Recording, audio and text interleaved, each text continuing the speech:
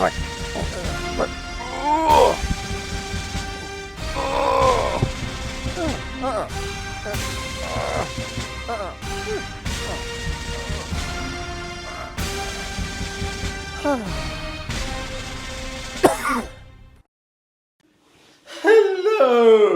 and welcome back to the Institute of Applied Reality. I am your instructor, Earnest Twidt, and this is Finite Omnology 101. Our second discussion is about monsters. Excuse me? Oh, yes. I thought finite omnology only discussed things that exist. Very good. Finite Omnology only deals with tangible things. So, are monsters real? Monsters do exist in stories and fables and tales. There's definitely plenty of proof that people have acted like monsters. But living, breathing, actual monsters? Well, anecdotal evidence doesn't quite cut the mustard, as it were. Without further proof, anecdotal evidence can easily lead to conspiracy, and there's far too much of that nonsense these days. So, no. To the best of our knowledge, literal monsters are not real. So why are you talking about them? Monsters are very useful in the study of the truth of everything, because monsters are a great way to discuss humans and their fears. Is this going to be scary? In a way, but nothing that should give you nightmares. That's good. Indeed. Fear, by far, is the strongest force in the development of mankind. It has kept us safe and secure and protected from the beginning and before. It is instinctual, found in most living things, even things with the most rudimentary of brains, if you could call it a brain. Presented with an unexpected change, fear is usually the first response. There is nothing intrinsically wrong with fear. It plays an important part in our survival. But it does complicate modern human existence. With our large brains, we are capable of looking at a stimulus and plot a course of action in alarming time. The reflexive and primitive fight or flight response can be considered and bypassed in less than a second if we wish to train ourselves to recognize our fears and not let them consume us. When we are operating in fear, adrenaline is released by the body in order to put us in a physiological state of readiness. Our senses become heightened. Our heart beats a little faster. We feel ready and capable of fighting with or running from that which we fear. This was great when what we feared was another animal about to eat us, but isn't when our fear is paying our mortgage when we're trying to fall asleep. Sure, we feel up for action, but what action are you going to do when you're in your pajamas? The other thing about adrenaline is that it heightens negative emotions. So if you're fearing the turn-off notice, adrenaline is only going to make you feel more hopeless. We created monsters as a physical manifestation of our fears, our anxieties, or to describe a problem we were having, giving formless forces a name and a face, as it were. Oftentimes it is a body with a scary face, but we'll get there. Most monsters were created for our minds to work them out. Though they contain lots of scary elements, the essence of what we're grappling with was also found within them. Monsters are found in three primary categories. Fear created them all, but the fear that created them is found in different locations within us. The most ancient type are the monsters created to explain away something we didn't understand with our primary senses, hearing, seeing, or smelling. Over time, experience or science explained what it was the human was actually experiencing, and then we could label it as just some animal or plant or combination of matter that gave them the impression that it was something beyond reason.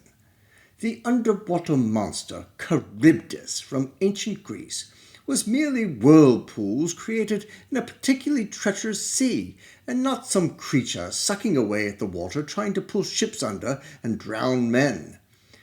Normally, these monsters vanished as we became knowledgeable of their existence, but the legends persisted. The second type of monster gave form and name to something somebody was trying to deal with, like an emotion or an uncertainty or anxiety. Many of these monsters deal with a sense of loss of personal agency, where we fear we're at the will of something else. Although these monsters appear to be trying to hurt us, their intent is far more complex. As a boy, I had a reoccurring nightmare of this huge man who would taunt me and abuse me, and when I tried to fight back, would laugh at my punches. Although I didn't know it at the time, the giant who tormented me was my subconscious, trying to work out the relationship with my stepfather. Consciously, I would focus on my stepfather's apparent caring nature and words of love, and I desired greatly to have a happy family. But in reality, he mercilessly bullied me and my siblings to behave as he wanted us to behave. All attempts to temper his behavior were pointless, and though I tried to deny his cruelty, my sense of ineffectiveness demanded to be addressed, and he became a giant in my dreams. As I grew older, the depth and complexity of my insecurities grew into what I called the demon Worthless, who I battled with for decades. That demon worked against me consistently, making me question myself and my value, and the value of my thoughts and my actions. That demon was brutal and relentless, and diminished my life and my joy. My demon was always there with me, reveling in my failures and diminishing my successes. Who knows how much damage that demon wrought? But the funny thing is, demons aren't necessarily evil, which is the best way to describe the third type of monster. These evil monsters were created to explain something someone didn't want to admit about themselves or feared existed inside them and others. Here at the Institute of Applied Reality, we've spent an incredible amount of time trying to define evil. The definition we settled upon is that evil is intentionally doing harm to another for one's own benefit. This is an extremely important concept and needs a bit of explanation.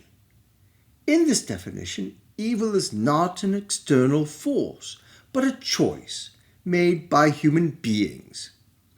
Maybe there is evil in other animals, but normally the harm isn't the intent. Normally the harm committed is for survival or an instinctual response, but not the point. Similarly, self-defense or defense of one's family is not seeking out a person to harm, but is responding to violent actions done toward them or another. Defending a country or belief is another thing altogether, and we will discuss that in a future lesson. Now, I understand this definition defies many deeply held beliefs that evil is an outside force. Devils and demons have been described for ages, but even Jesus himself said quite clearly that evil came from within man.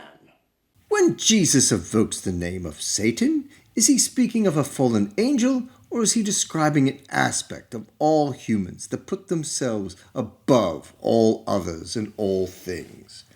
Admitting that even he is plagued by this monster is recognizing the truth of humanity. We have within us a plethora of desires, wants, and needs. There's nothing wrong with any of that. It's how we choose to act on these impulses which determines its effect on the world and others. We all have the capacity to do the most terrible things we can imagine. Even me. Well, in a few years, yes, even you. So we're the monsters? That's no fun. Well, the genius of monsters is that they not only embody an issue, but they oftentimes tell us how to deal with it. I believe there is a lost art of monsters, where we learn how to identify the monster we're dealing with, and then use the knowledge of the past to know how to effectively handle it. For example, as a boy, if I knew I was dealing with a giant, I would know that I'd have to use my ingenuity in order to defeat it. That going up against it with equal force would never work. From David using his slingshot to Jack chopping down the beanstalk, they had to find other ways around the problem. Oftentimes, in stories, the giant is reasoned with on his own terms to achieve a beneficial result. Additionally, if I considered the nature of demons, I wouldn't have fought mine for decades. I even knew I was dealing with a demon, but I didn't know the rules on how to effectively handle it. Demons are immortal, and the best you can do is to banish it to its own plane of existence. It is essential that you know what the demon wants, which is your energy and time. It wants you to fight with it and will do whatever it takes to get your attention, especially making you believe that you can defeat it. It feigns its mortality only to come back time and again, ever stronger. The most effective response to a demon is to do something else and stop obsessing over your failings or weaknesses. Like the movie War Games, the only winning move is not to play. How about a nice game of chess? your only hope is to deny it the time and energy it desires. Denied what it wants, it eventually leaves for more fertile ground. Most addictions are demons, and I'm not making any light of it by labeling it as such. It is well known you cannot feed your addiction in order to overcome it. How the demon found you in the first place is another issue altogether, which I will discuss in future lessons. Excuse me. So when are you getting to the good monsters? Good monsters? Like werewolves? Oh! He's howling up to the moon. That's why I do this. Oh, yes. Werewolves are about the fear that under certain conditions we can become wild and vicious and brutal and commit all manner of evil and then wake up the next day in a normal state, completely unaware of any atrocity we've committed. Again, it's about disassociating ourselves from thoughts we're not really comfortable with and making it other. A silver bullet is the way to stop it. Silver, in mythological terms, is a pure substance, so basically purity entering us, cleansing us of the evil thoughts that would cause a transformation that we fear. Vampires? Terrifying. Vampires gave a name to a seductive, dominant outside force which drained our life and our will. The best example of a modern-day vampire is Fox News.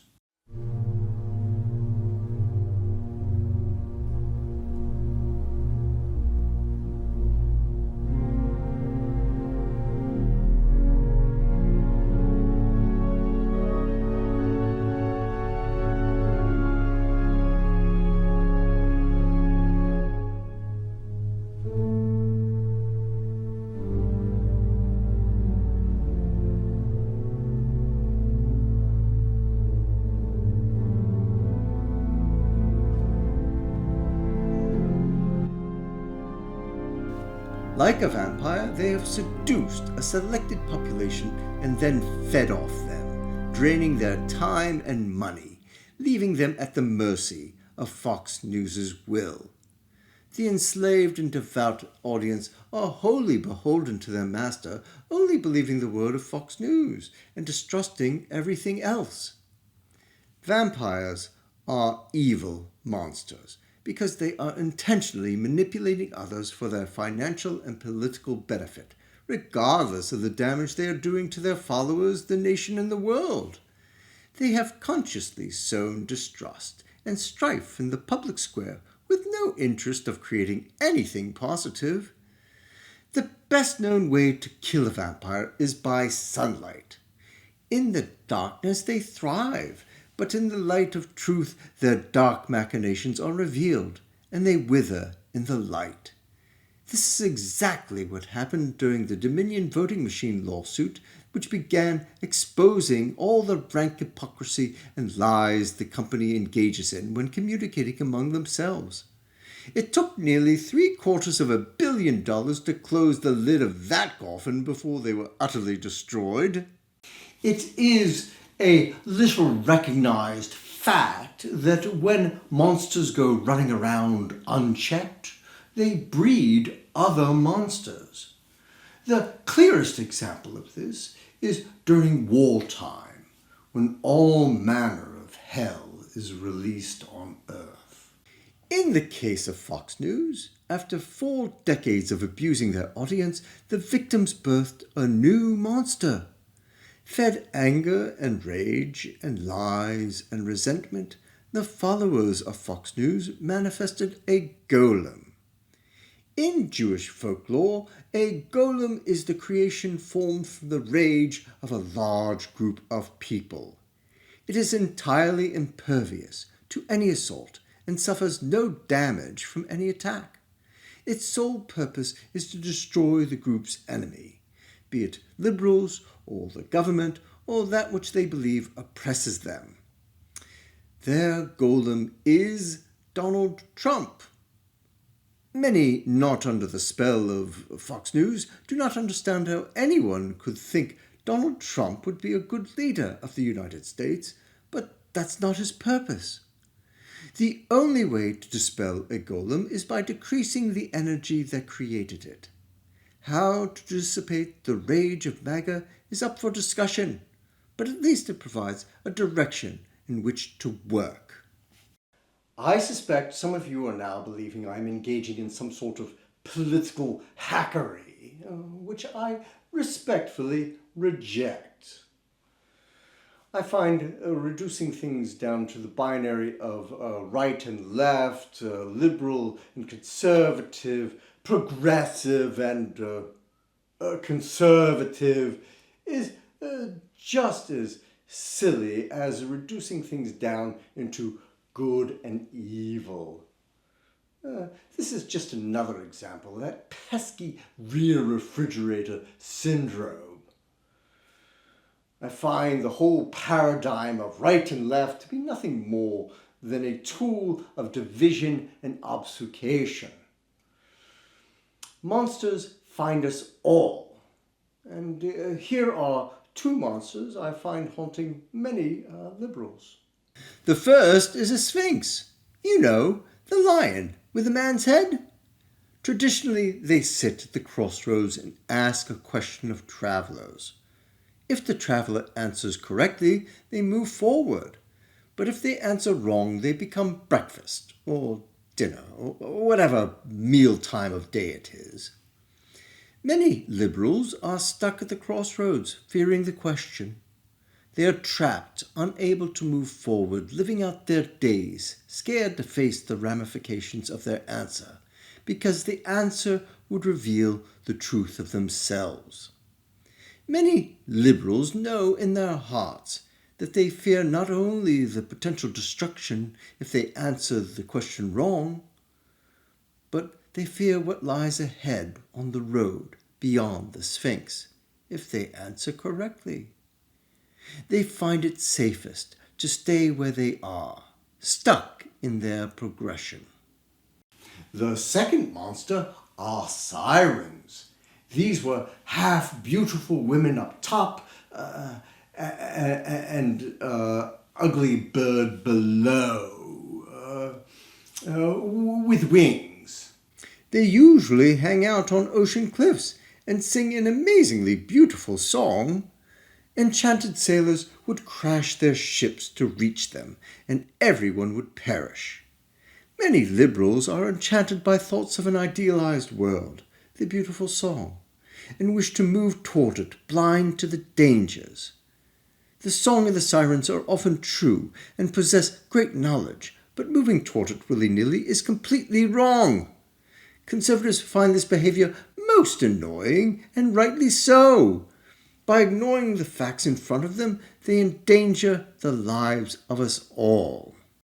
There are many, many more monsters out there, but if we get beyond the fear that they instill, we might better understand what they represent, what they're trying to tell us, and how to deal with them better. Now, that wasn't too scary, was it? Not really, I guess. Is this on the test? Only if you want it to be. Be well, everybody. Please feel free to leave suggestions and comments. Thank you. Until next time.